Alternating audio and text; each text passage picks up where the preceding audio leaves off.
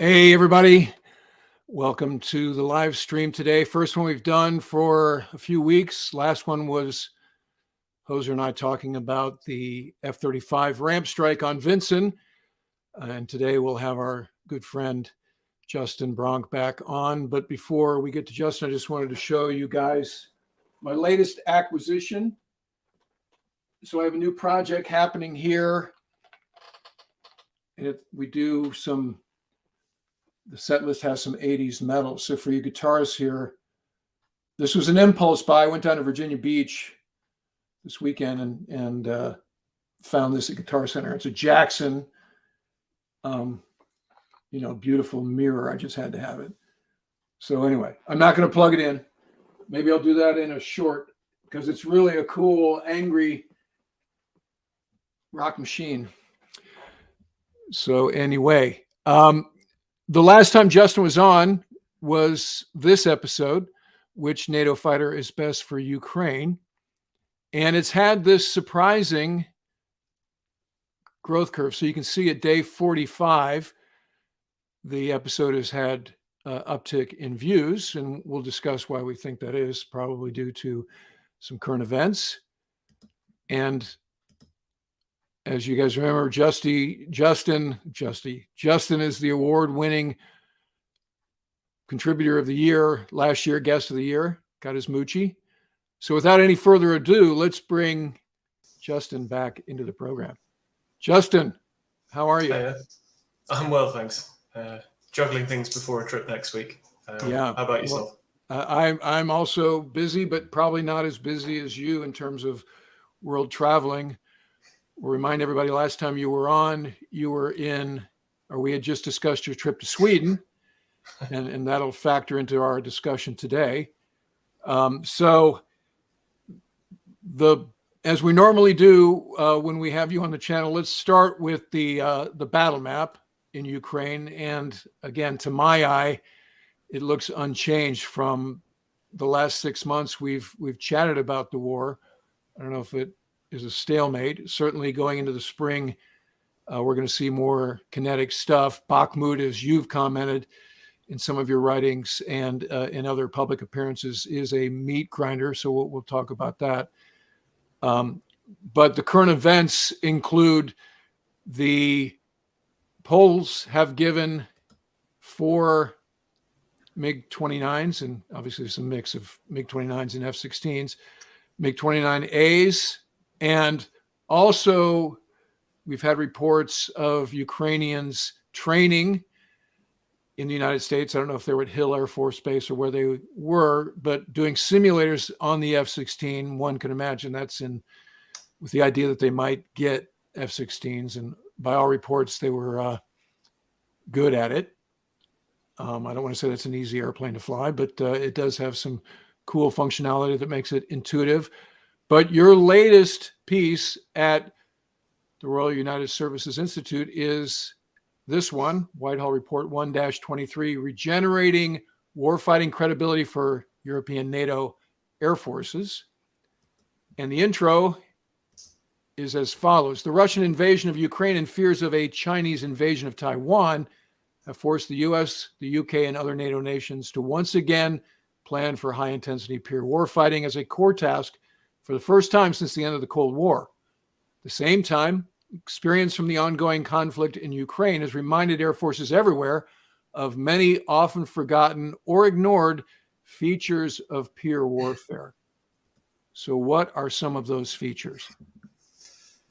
The kind of main ones I would pull out, first and foremost, air superiority is extremely beneficial, and indeed the way we've set our forces up is pretty much essential for the way NATO fights. But in a peer conflict, particularly against any opponent who has viewed the West as its main threat or main competitor for a significant number of decades, so that would include Russia, China, also Iran, North Korea, and so we'll have looked at that air power advantage and invested heavily in ground-based air defenses, particularly kind of layered integrated air defenses from short-range systems for kind of goalkeeping, things like the Pantsir or the Tor, so SA-22 or SA-15, and then medium-range mobile systems to cover units and positions that are at the kind of near the tactical edge, SA-17, for example, Book. And then those long-range sort of big bad double-digit SAMs, so SA-21, 23, or otherwise known as S-400, S-300V4, or the Chinese equivalents like the HQ-9B.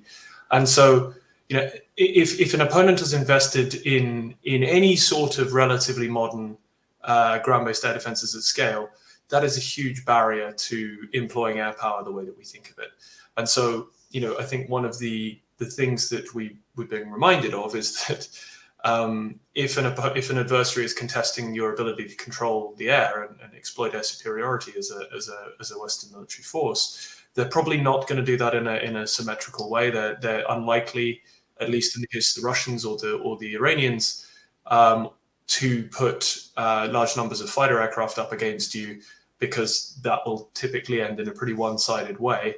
The Chinese perhaps more looking that way as part of a much more complex approach, but it's that ground-based air defense picture. And so a lot of the discussions around providing air power to Ukraine kind of just don't engage with that, or write it off as, well, with Western aircraft, they'll be much better at the kind of SEAD bit, and look how good harm has been already. And that's just not an accurate representation of the threat picture in terms of the ground-based air defense laydown that the Russians are deploying. I mean, even the Ukrainians have held back a pretty technically capable, at least on paper, and quite large and modern Russian Air Force, 350 plus modern combat jets, with a pretty impressive array of all sorts of precision and non-precision weapons, albeit they're not very experienced with a lot of the PGMs, or they weren't going into this conflict. But the Ukrainians did not have a modern integrated air defense system the way that the Russians do, and yet they've still proven a barrier for it to any sort of effectiveness air to ground for a very significant air force, that is the Russian Air Force. So we need to kind of place discussions of Ukrainian air power, but also Western air power against any peer opponent, any state opponent, or even near peer, in that context, that if you can't do the SEAD-DEAD role, and specifically the DEAD, the destruction of enemy air defenses at scale against mobile, well-aware, quite armored targets, then you just can't exploit control of the air in a state-on-state context. The second of those things would be your bases are vulnerable. So we in the West have concentrated, particularly in Europe, although the US actually to a large degree as well. It's just it started at such a massively greater scale and hasn't drawn down as much. But we've concentrated our forces, particularly in Europe. Air forces have gone down to fewer and fewer numbers of main operating bases. So they've closed lots and lots of or mothballed lots of old air bases, because it makes things more efficient. If you centralize your logistics, your pilot training, your all the sort of ground support trades that you need, and indeed your things like your crew rooms and all the different facilities that an airbase needs. If you centralize those around fewer, larger locations, then that tends to be more cost effective. And so during the Cold War, so post-Cold War era, when the name of the game has basically been for particularly European air forces to keep as large a front line as you can with really quite limited funding, they've kind of centralized into this much more efficient model. The problem is efficiency is essentially a byword for fragility in any warfighting context. So what you need, as the Ukrainians have demonstrated very well, in order to be resilient and able to warfight properly, one of the things you need is huge stockpiles of spares, ammunition, spare vehicles, all sorts of things, boring stuff like equipment transporters and fuel trucks, and all this stuff that goes into making even a relatively modest-sized joint force, let alone air force, work. Well, all of those things in peacetime sit around in depots and don't really do very much. And by definition, if you've got reserves that you can draw on in wartime when you have to go to a massively high tempo of operations and you're taking losses and taking hits, to a peacetime accounting process, that will look wasteful. And so that quest for efficiency savings over nearly 3 decades, but not 2 at least, has basically built in a huge amount of fragility into European air forces as well as the rest of the military force. So we have a lot of very exquisitely capable aircraft, on a really quite small number of not very well hardened and not very well defended, in most cases, main bases. And the Russians have a very significant and very effective long-range strike arsenal of various kinds, from cruise missiles through ballistic missiles and even some hypersonic ones. Also, so for example, so do the Iranians. So far, they've limited it to 2,000 kilometers, which means that they essentially, by design, aren't threatening the core of Europe, as it were. They can just hit everything in the Middle East, because that made it harder for Israel and the US to kind of bring Europe on board with a tougher line in Iran. But of course, they have the technical capability to push ballistic missile arsenals out further, and also tend to proliferate to their proxies around the Middle East. So, for example, closer to Europe, you've got a lot of Iranian proxies with some significant access to long-range weaponry in Syria, in Lebanon, as well as down south in Yemen, for example, with the Houthis. So, there is proliferation of those threats. Of course, the US in the Indo-Pacific really grappling with this because China has an enormous long-range missile arsenal. So that's the kind of second thing, is your bases are vulnerable. And so you there are three main pathways, which we can go into if you like, but towards kind of ameliorating that. One is to disperse. That's quite difficult. The Swedish and the Finns do that. But you really have to build your air force from the ground up, from your logistics, your training, your C2. Everything needs to be set around that for it to work well. Or you can do agile combat employment, which is the US model, where because they have such a huge depth, the US air forces in Europe, as well as in the Indo-Pacific, operate this practice where they can basically disperse all of their air assets and a lot of their support assets away from their main operating bases at short notice, about less than 24 hours notice, and fight for about 72 hours at a time, warfighting from dispersed locations, assuming that the main base then is going to be thwacked while you're away. But for the US, that works, A, because they have huge strategic and operational level fixed wing lift and ground support and pre-positioned equipment capacity, but also because with the continental US in the background, the assumption is that even if those main bases you've dispersed away from got hit really hard, there'd be more stuff coming in to reinforce. So for European air forces with less strategic depth and certainly less reinforcement potential, if the main bases get hit hard, that's not an ideal model either. And the third one is defending what you've got. So you've got either passive defense, where you basically build a lot of hardened aircraft shelters, which, actually there's a lot to be said for, because a hardened aircraft shelter is fairly easy to crack if you're able to loiter over them with tactical fighters dropping paveways, precision guided bombs at a relatively affordable price with penetrator warheads. Then yes, houses can be made pretty short work of. But if you're having to do what Russia or Iran or even China are having to do, which is threaten those air bases using long-range missiles, of which there are a finite number, they are very expensive, they have a lot of competing target sets for them, but also a really finite number of launch platforms that they have to expose, at least to some degree, to fire on a lot of, for example, UK or Western European targets. If you're forcing them to expend one missile per plane at best, i.e. they're having to target things in hardened aircraft shelters and get direct hits in order to destroy what's inside, that's actually a really pretty poor rate of return for those weapons and those launch platforms, things like the Akula submarines or long-range bombers, which are also double-hatted nuclear bombers, so they don't want to waste them. You can either therefore passively harden, or you can actively harden, or ideally both. Actively hardening would be, for example, putting SAM systems and short-range air defense systems to defend your main operating bases against incoming missiles. The difficulty there is it's very expensive, and it's also impossible to fully defend something.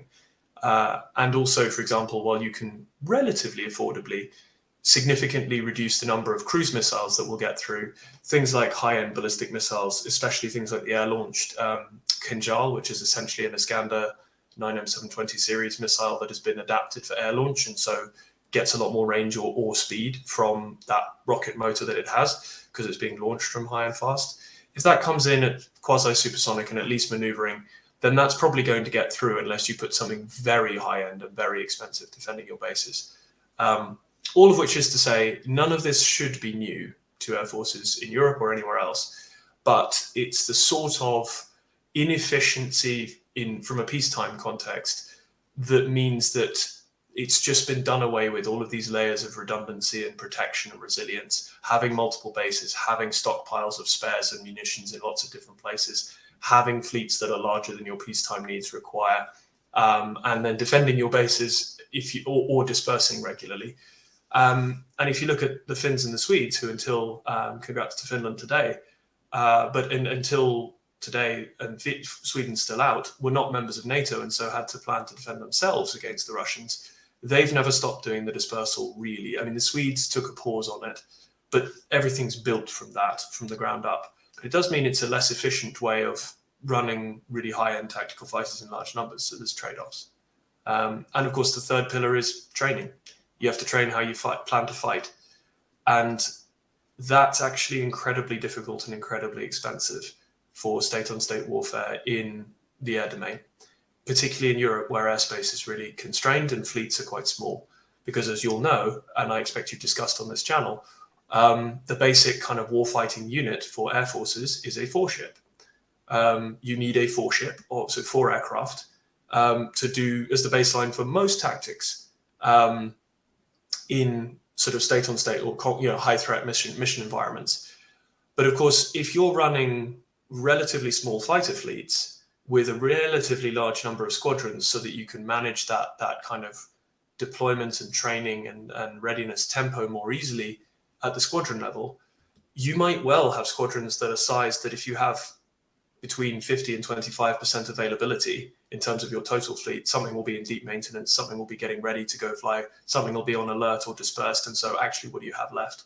A lot of squadrons in a lot of air forces in Europe can't fly 4 ships reliably, just because they don't have that scale anymore.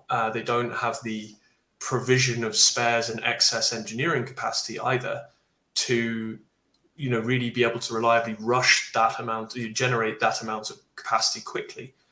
And that actually means that you're relegated to training in the synthetic environment, which is very useful, and it's an essential part of the puzzle, but it also doesn't train any other components of the force, even if your pilot's getting fantastic training, if you've really invested in those top-of-the-line linked simulators, which are themselves very expensive.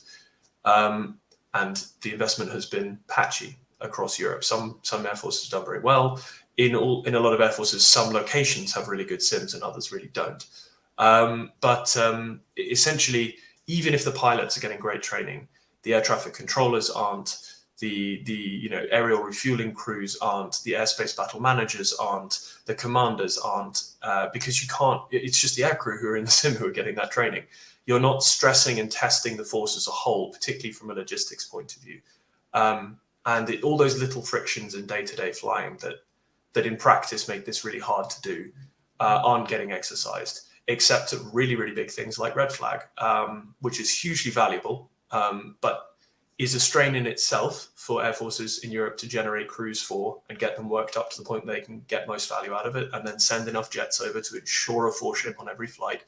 For a lot of air forces, that's a really big commitment. So that's once a tour hard. kind of thing, right? I mean, that's once in a turnaround cycle. You don't go to red flag all the time. That's right. Not regular training. That's like you said, sort of a big deal that you did once.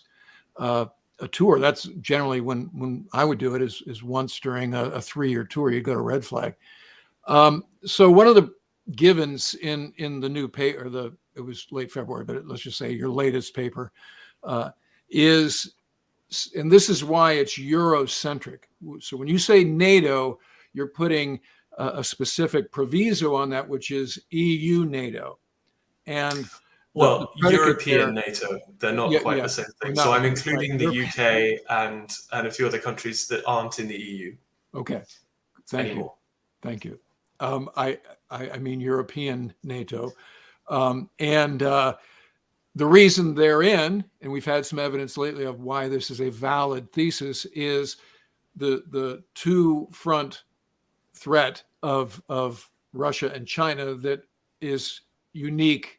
And I don't want to overstate that because you also say UK, but it's unique to the United States. And so we're splitting assets. In fact, we have some evidence that that's a concern now because the Bush Carrier Strike Group was just extended because the Ford isn't quite ready to go on cruise. They were supposed to be relieved by the Ford. I've been here before. It's not a whole lot of fun when your countdown calendar is suddenly shot to hell, and now you don't know when you're going home. But this is because of what's going on in Syria. So the focus can be changed from eastern edge of the FIBA, as it were, the line of demarcation with respect to the war in Ukraine, to suddenly the carrier sorties out of the Adriatic and Ionian over to the Eastern Med to worry about Syria. So what you're talking about here, and I want your take on, to what degree have the European NATO nations over-leveraged their sort of idea that America would always take the lead here with respect to the heavy lifting? So like you've said, it's a training issue, and that's across the board: maintenance, logistics, also sorties. You have so many sorties that you're funded for. Gas dollars are not infinite. So you make the call: are you going to do a 1v1 DACT, or are you going to practice some SEAD? As you said, some of these missions are a little bit, boring sometimes. So this is the esoterica of a mission set. And as you've also said, there's only two countries. Only one is, as of today, in NATO, Finland, that are to, and not a comprehensive degree, but to a greater degree than the rest of European NATO, doing it right with dispersals and hangars and revetments and thinking in terms of fighting as an independent unit. So what is the path immediately if you were advising the ops officer in an RAF squadron or a Royal Navy squadron? What would you tell them they need to do today that they are not doing with respect to training priorities? So, of course, the difficulty is the folks at the squadron level generally know what the requirement is, but they have no ability to change policy at the level that needs to be changed. So the first thing I would do, if I, God forbid, had any serious power, would be to essentially put an operational pause on a lot of European NATO squadrons. I would essentially try and take as many as I could off ops for several months. And in the meantime, reinvest that money that you would save on flying hours at that point, albeit you'd have to continue flying for currencies. You wouldn't save a massive amount, but you'd certainly be able to save a fair bit in total. Depends which budget pots it's coming out of course, for some nations, so that might not be straightforward. But basically take the money that you save by not projecting out on ops and instead just flying, currency flying as a minimum needed on home plate, and invest it into buying more spares and bringing in, if required, contracted from industry, but ideally refocusing engineers, so maintainer capacity towards the combat air side of things. The basic issue underlying a lot of things is that activity which was essential and remains essential to some degree for a lot of essentially discretionary operations over the last 20 years has become the steady state. So, for example, the RAF, because it's been bent out of shape more than most air forces by the degree of commitment to Iraq and Afghanistan and in between kind of Libya, Syria, is, for example, the RAF has an enormous amount of lift, that is medium and heavy lift, fixed wing, and a lot of rotary as well for its size. And it also has a lot of fixed wing ISR for its size, including quite a lot of specialized assets that are very good at working with special operations forces and things, all of which are enormously useful. And they actually probably spend as much time or more on practical ops, particularly, for example, looking at the pointy end in Ukraine, well, not in Ukraine, but up to the borders, the ISTAR side of things, like the rivet joint fleet, so the signals intelligence and electronic intelligence gathering fleet, and the transport fleets have been doing enormous amounts of work getting things to where they need to be to then pass through and supply the Ukrainians across the border. So, pulling things up to the last mile kind of thing before the Ukrainians then take things across the border. But The flip side is, while you will always find excellent work for that kind of capacity, if you're looking at the NATO deterrence against Russia medium term question, so 3 to 5 years out, what you need is the ability to establish air superiority. Otherwise, none of that arguably matters, because NATO's joint force is predicated on not only being able to obtain, but then also leverage air superiority for massive battlefield and operational depth effects. And too often, investment in the combat. when we talk about air superiority, because I'm seeing this in the chat over this way,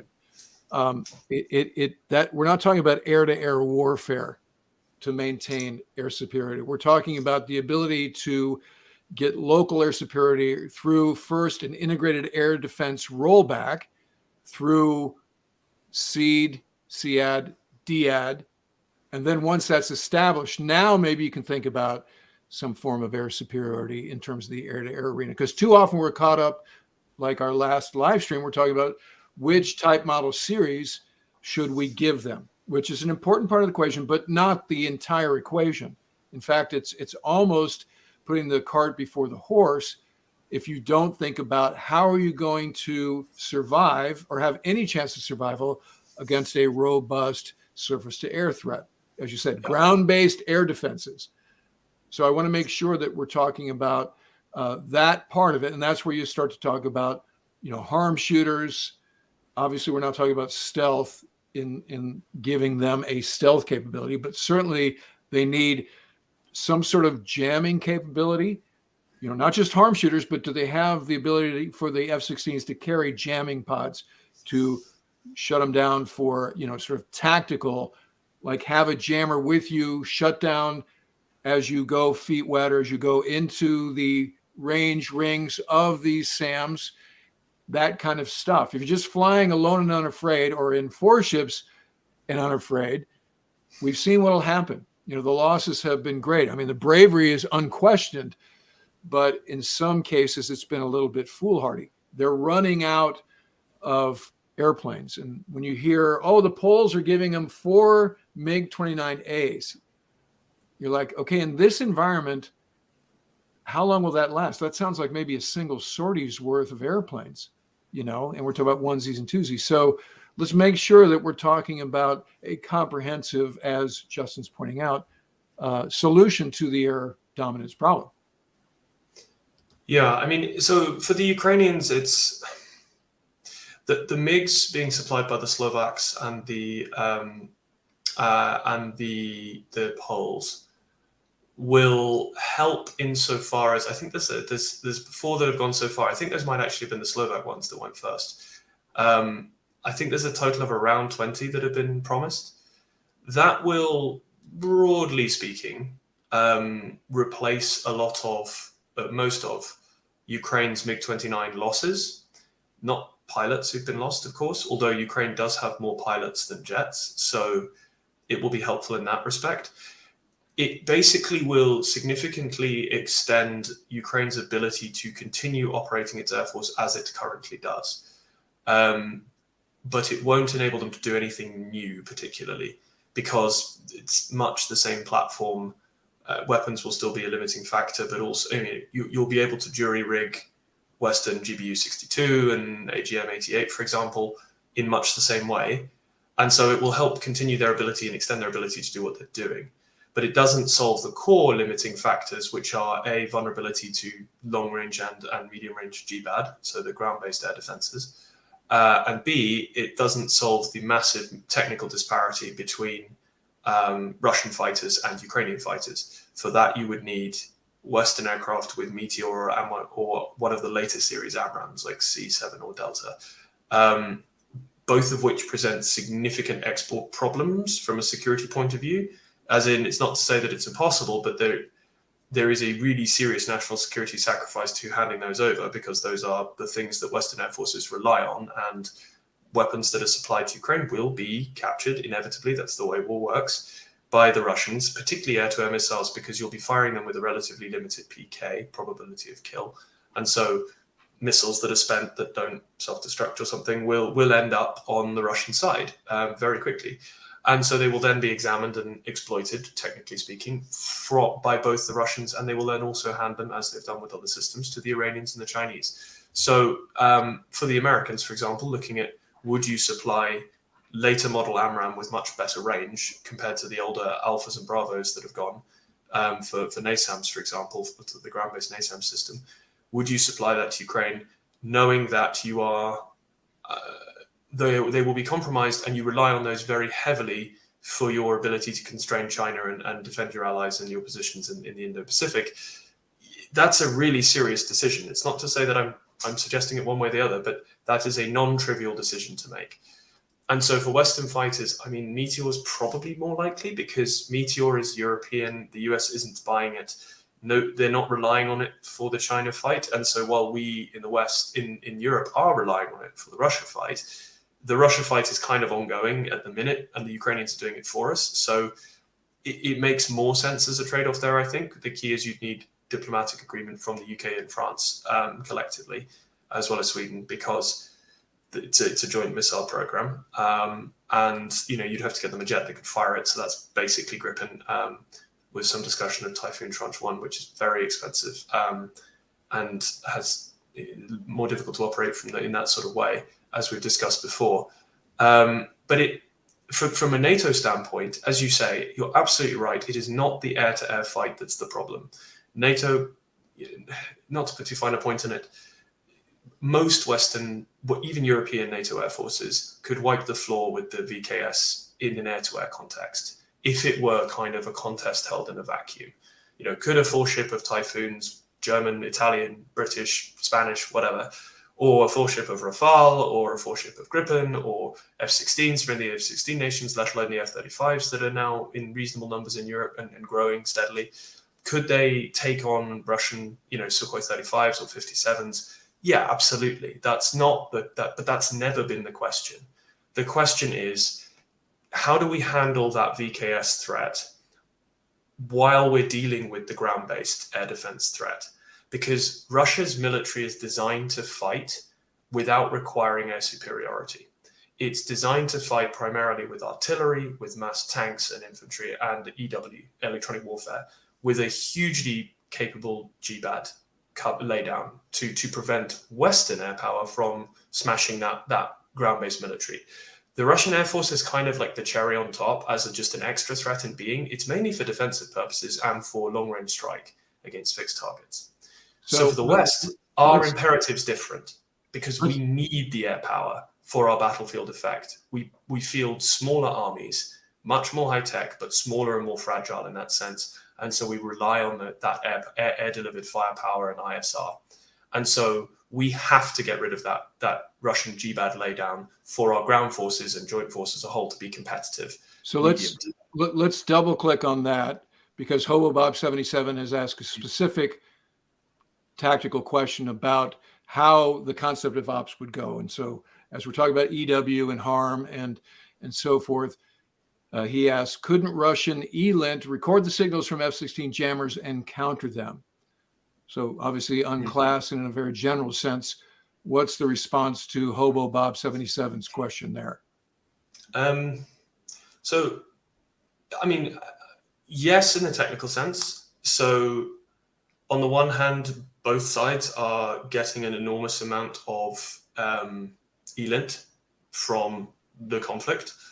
At the moment, that ELINT collect is probably the balance of what's being exposed in terms of risk and kind of advantage, I guess, is actually probably against the Russians, in the sense that Russia is fighting a war that it is certainly not winning and is struggling to avoid losing this year.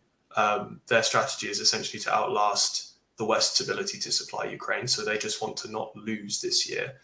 But they're throwing pretty much all the manpower they can into this.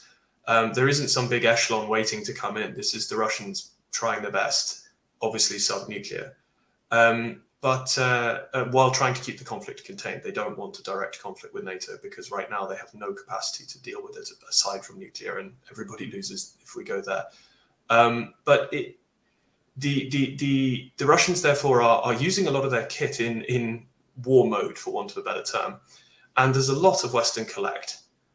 in terms of capacity, without going into any detail, there's a lot of stuff in the Black Sea flying around, and there are things around the borders, and so the West is getting a lot of good data on Russian radar capabilities, electronic warfare capabilities, all of that stuff. Of course, the Russians are collecting on what the Ukrainians are doing and what the Ukrainians are using, and what NATO's doing in terms of looking in to try and keep an eye on things through ISR from standoff. So both sides are learning. If you were to supply F-16 or Gripen or something like that and get it working within the Ukrainian Air Force, yes, the Russians would certainly collect on, for example, an EW pod, the way it emits. So you would, as in any conflict with EW assets, you would have to regularly refresh the waveforms that you are using. EW is a very dynamic form of warfare. You're constantly trying to adapt to stay ahead of your opponent adapting. So if you go out and jam somebody's SAM systems or long-range radars today, maybe not tomorrow, but in a couple of days' time, they'll have worked out what you're doing and altered the software, particularly on modern things, the software, or even old style, the hardware, just tweaked with the settings to get their radar to work a little bit differently. So your jamming signal no longer works very well. And so you'll have to alter your jamming signal. And that's a kind of cat and mouse game that goes on all the time. And so, one of the unseen things that makes, for example, the US absolutely brilliant at airborne electronic warfare, particularly passive, but also active to a degree, is the enormous mission data analysis, production, and update capacity in the US system. So the ability to collect what an opponent is doing in the EW space, process it, analyze it, sort of get that into updates for your own electronic warfare and self-defense suites, and then get that out to the fleet. That's a key part of electronic warfare. So yes, it would expose things to the Russians, but at the same time, they've already seen a lot of it, and it's always an iterative thing anyway. So I don't think that's the main concern. So we haven't chatted with you since this situation. What's your sense of what that shows about Russian pilot training or current capability or whatever? So there's a few interesting things on it. So first of all, I don't think they were trying to hit it. As in, I don't think they were trying to collide with it, which is the way that they basically clipped the propeller going over it. So if you imagine, as they're coming in, they're sort of pulling out so that as they go in that high alpha turn, that fuel that they're dumping and the jet wash will kind of keep going while they peel off as they're heading, so that they start by heading straight towards on an intercept course with the MQ-9, and then pull up, pretty last minute at a high alpha and try and kind of push jet wash and fuel onto it. They nearly made a TB2 crash over Odessa, near Odessa, a few days prior, or weeks prior. There was footage that later came out of that, and they're probably trying to do something similar. Express displeasure, try and cause a crash, or at the very least force it to abort or degrade sensors. And they just hit it by mistake. It is also worth noting that that's a Sukhoi 27, not a 35. They don't put their best people on 27. They put them on 35 in terms of the Russian fighter crews. It's also not carrying, you can see on the wingtip there, it's not carrying Kabini pods. So it's not carrying the self-protection EW jamming pods, which are essentially theater entry standard for the VKS in Ukraine, for ops over Ukraine. Suggesting again that this is from a unit that is not directly, regularly participating in flights over Ukraine. So I would say second line unit flying one of the oldest types of fighters still in service. Yes, it's been modernized a little bit, but it's still a Su-27. Most Russian fighter units have converted to Su-30SM or SM2 or Su-35S or a few Su-57 now. And so this is probably a second line guy, and definitely not kind of your best tool in the shed, kind of reinforced by the gormless look of the guy getting his medal for doing something the Russians said he didn't do deliberately, which you then give him a medal for accidentally, therefore by their narrative, hitting something in international airspace. Anyway, it's a bit of a clown show. Well, as you can see here, and I did an analysis episode a few weeks ago when this happened, But to your point, I'm trying to freeze it on the right spot. But you can see the propeller is dinged, right? Mm-hmm. So he did hit. As I said in one of my YouTube shorts, like you, I'm like, there's no way he intended to hit that propeller, and No. and as a guy who's been in the airplane when we did a lot of dumping, you can tell already that this flight path, none of that fuel hits the drone, right? It goes behind the drone. So I think that's the flight lead, and I don't know if this was a brief thing or he's like, watch this, let's try this, and then dash two. This happened was in the morning or the afternoon when this went down. I think from the sun angle, I think it was like midday, right? So this guy also no fuel hits the drone, just the airplane hits the drone. Not to mention, I'm not quite sure what they thought was going to happen when they put fuel on the drone. Probably screw up the electronics or flame out the engine or whatever. But yeah, I mean, the thing is that the US has lost a lot of MQ9s over the years, and even more MQ1s, and even a few RQ4s. And maybe they were trying to topple it because actually they don't always have the best capacity to recover if they depart from controlled flight, because you've got a control lag. You might lose the alignment for the control link or whatever through the antennas. So maybe they were trying to cause it to crash without contact and claim that it was an accident, or they're certainly trying to be pretty unprofessional about things. And it's interesting that it's in notable contrast to most of the encounters with Russia and aircraft.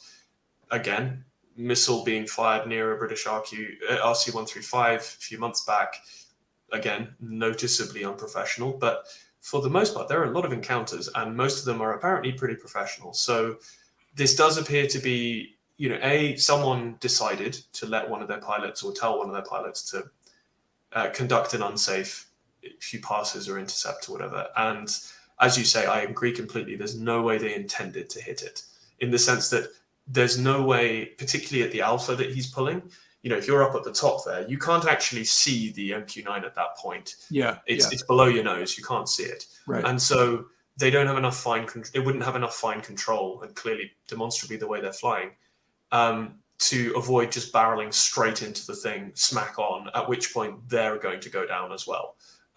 So if you were trying to definitively down it through overtly hostile action, like hitting it, you'd probably just shoot it down. I think they're just messing around. As I say, this is not likely to be the cream of their crop in terms of combat pilots. So, as we always do when we have you on, we're entering the spring. I'm going to ask you to handicap the war in Ukraine over the next 6 months. What do we imagine will happen? So the Russians have not fully culminated in Bakhmut and Avdiivka and Vuhledar and other places that they've been trying these grinding assaults for the last 3 months. But they do seem to be running out of steam. There's been a notable shift away from the full, all-out attempts to complete the encirclement at Bakhmut. They're pushing a bit north of Bakhmut. They've thrown some more stuff at Vuhledar and Avdiivka. Again, haven't made much progress. They were looking like they might be able to push an encirclement at Avdiivka, but they haven't managed to finish that off or get close to finishing it off. And it looks like they're also redeploying forces a bit. So my best estimation at this stage is that the Russians have kind of culminated in a practical sense, even if they haven't fully run out of steam, in the sense that they've accepted they're not going to make any decisive breakthroughs at this point. And so they're redeploying forces away from the offensive to try and strengthen the line elsewhere in anticipation of the Ukrainians going on to the offensive soon. They're still keeping up the pressure because the Ukrainians are bleeding very badly as well, particularly around Bakhmut.